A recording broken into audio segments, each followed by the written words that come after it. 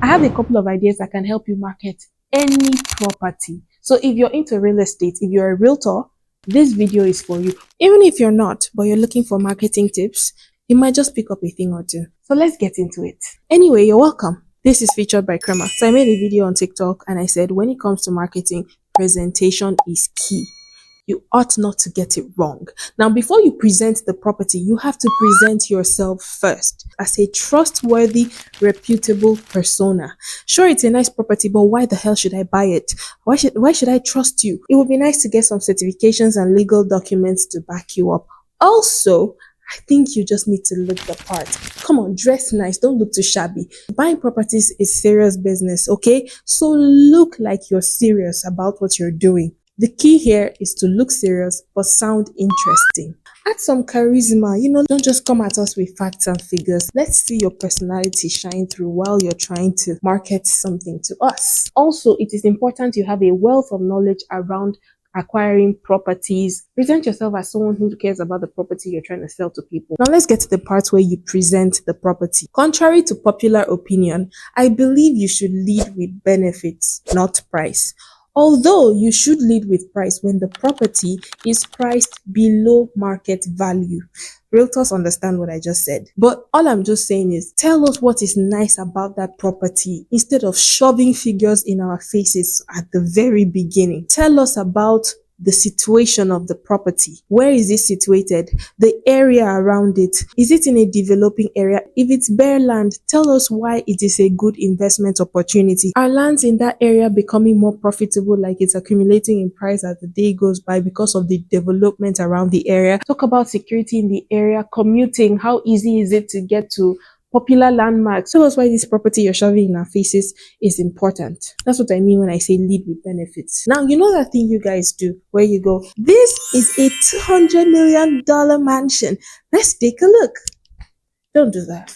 Instead, say something in the lines of, this is a 5-bedroom apartment in the heart of Los Angeles, or let me say Lekki, and I promise it is unlike what you've seen before. Or you could say, let me show you one of the most luxurious properties right now in the heart of Lekki, and the best part about it is it's currently on sale.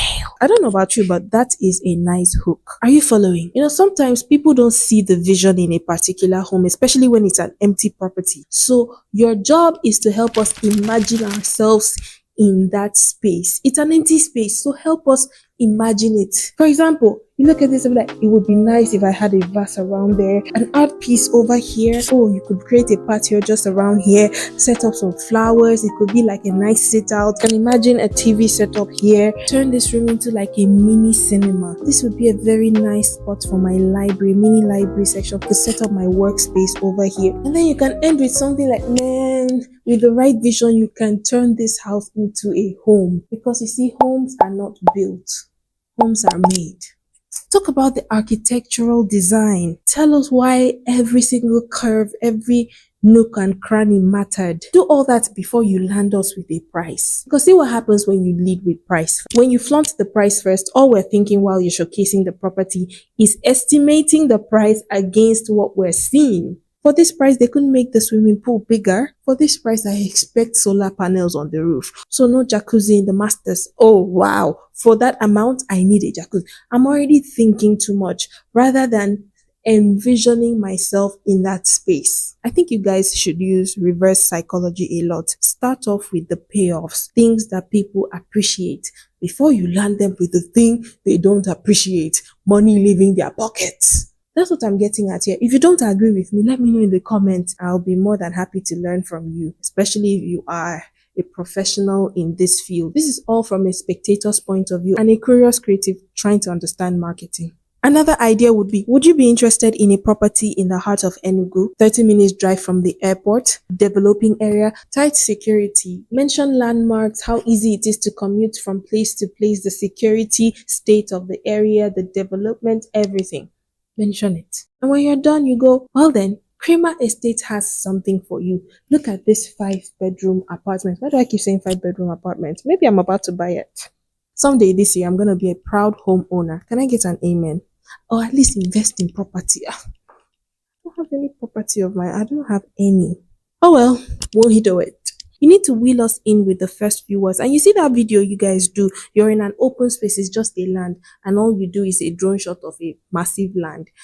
Nobody gives a shit. We know what land looks like. Okay? I want to see the environment with which this land is situated. You've told me, oh, this land is 300 and da, da, da kilometers. It's how many hectares? It's three plots, 4 plots. I can imagine what 3 or 4 plots is. I want to see what's going on around the plot. Talk about that. Imagine yourself as an exhibitionist. What is that a word? Anyway, turn every exhibition into an experience, especially for non-buyers. You know why? They're going to help you spread the word if they enjoy what you're doing. If we enjoy your content enough, we're going to help you spread the word. That way it gets to the right people. Use us, because most of the time your target audience are not online, but their family members are, their friends are. Also, make a video recommending properties and tell us why you are recommending that property or who you would recommend the property for. For example, if I had 50 million right now and I was a business person looking to invest or buy a property, I would definitely go for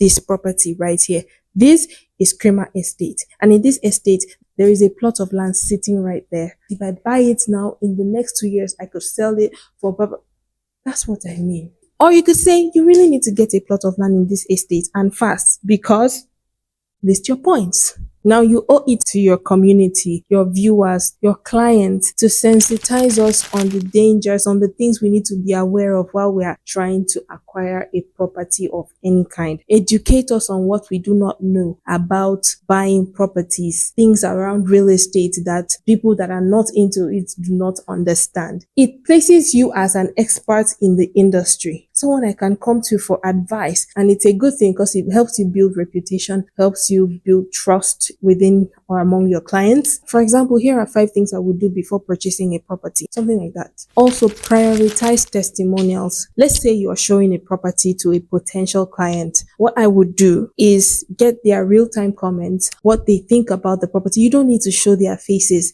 You could be recording. As you're recording, you ask them, so what do you think about this area? What do you think about this space? What do you think about this property?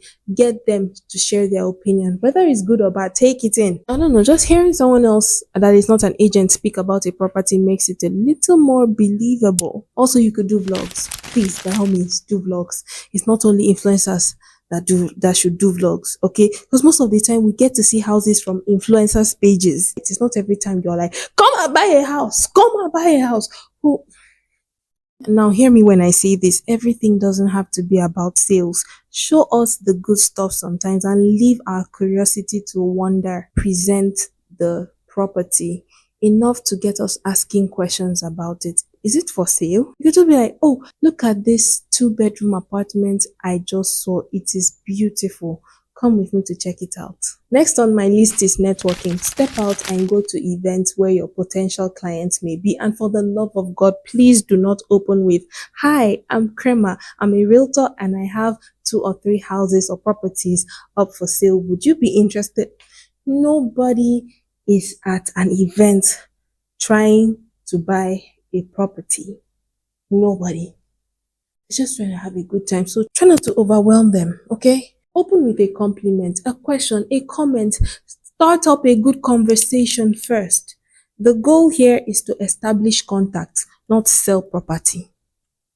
To build your network. Don't start with what you want, what you're trying to sell.